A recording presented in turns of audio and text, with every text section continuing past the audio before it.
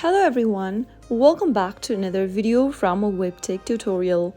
In today's episode, I'm going to be showing you how to change your password on WeBull. So let's dive into the video without wasting much of our time. So first of all, open your WeBull application and make sure that you're logged into your account. After you are signed in, go ahead and tap on the menu button at the bottom right hand corner. Now, under shortcuts, tap on Settings. Tap on the Account Security button at the top of the screen under Settings and then scroll down to change login password and tap on it. Now enter your current login password for your account in the text box. If you don't remember the password, you can tap on the Forgot Password link and follow through the on-screen prompts. After entering your current password, tap on Next, and on the next page, you'll now need to enter the new login password you'd like to change to. Make sure to enter 8 to 20 characters long password, including uppercase and lowercase letters and numbers. After you do that, go to the next field and type in the new password one more time. Finally, tap on Done, and you have successfully changed your password